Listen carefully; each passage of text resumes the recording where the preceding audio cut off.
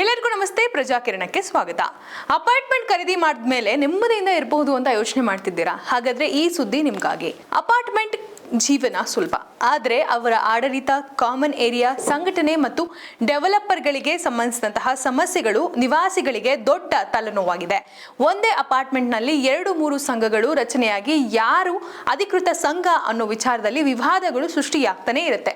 ಇನ್ನೊಂದು ದೊಡ್ಡ ಸಮಸ್ಯೆ ಏನಪ್ಪಾ ಅಂತ ಹೇಳಿದ್ರೆ ಕಾಮನ್ ಏರಿಯಾ, ರಸ್ತೆ, ಓಪನ್ ಸ್ಪೇಸ್, ಕಾಂಪೌಂಡ್ ಗೋಡೆ ಇವುಗಳ ಮಾಲೀಕತ್ವ ಯಾರ್ದು?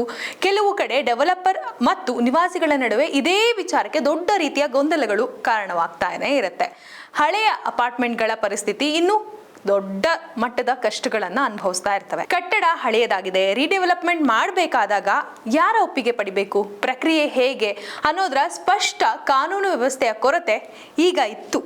ಆದರೆ ಈಗ ಇದಕ್ಕೊಂದು ದೊಡ್ಡ ಪರಿಹಾರವನ್ನ ಕಂಡುಕೊಳ್ಳಲಾಗಿದೆ.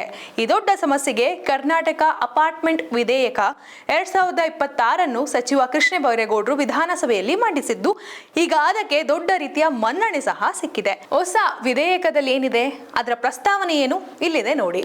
ಒಂದು ಅಪಾರ್ಟ್ಮೆಂಟ್ ಪ್ರಾಜೆಕ್ಟ್ ಒಂದೇ ರಿಜೆಕ್ಟೆಡ್ ವೆಲ್ಫೇರ್ ಅಸೋಸಿಯೇಷನ್ ಅಂದ್ರೆ ಸಂಘಗಳ ವಿಚಾರದಲ್ಲಿ ಮತ್ತೆ ಉಂಟಾಗುವಂತಹ ಗೊಂದಲಕ್ಕೆ ಬ್ರೇಕ್ ಹಾಕುವ ಉದ್ದೇಶದಿಂದ. ಅಷ್ಟೇ ಅಲ್ಲ, ಕಾಮನ್ ಏರಿಯಾ, ರಸ್ತೆ ಮತ್ತು ಓಪನ್ ಸ್ಥಳಗಳಲ್ಲಿ ಡೆವಲಪರ್ ಖಾಸಗಿಯಾಗಿ ಮಾರಾಟ ಮಾಡಲು ಅಥವಾ ಬದಲಾಯಿಸುವ ಅವಕಾಶ ಇರಬಾರದು. ಇವುಗಳ ನಿರ್ವಹಣೆ ನಿವಾಸಿಗಳ ಸಂಘಕ್ಕೆ ಹಸ್ತಾಂತರವಾಗಬೇಕು ಎಂಬ ಪ್ರಸ್ತಾವನೆ ಇದರಲ್ಲಿದೆ.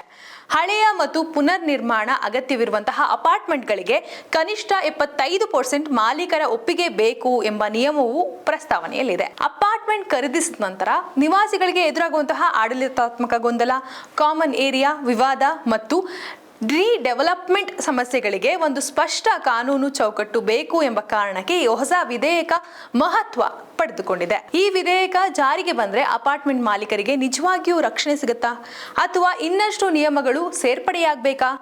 ನಿಮ್ಮ ಅಪಾರ್ಟ್ಮೆಂಟ್ ನಲ್ಲಿ ಇದೇ ರೀತಿಯ ಸಮಸ್ಯೆ ಏನಾದರೂ ಎದ್ದು ಕಾಡ್ತಿದ್ಯಾ? ಕಮೆಂಟ್ ಮಾಡಿ ತಿಳಿಸಿ. ಇದೇ ರೀತಿಯ ಉಪಯುಕ್ತ ಮಾಹಿತಿಗಾಗಿ ನಮ್ಮ ಪ್ರಜಾಕಿರಣ ವಾಹಿನಿಯನ್ನ ಸಬ್ಸ್ಕ್ರೈಬ್ ಮಾಡಿ, ಫಾಲೋ ಮಾಡಿ. ಧನ್ಯವಾದ.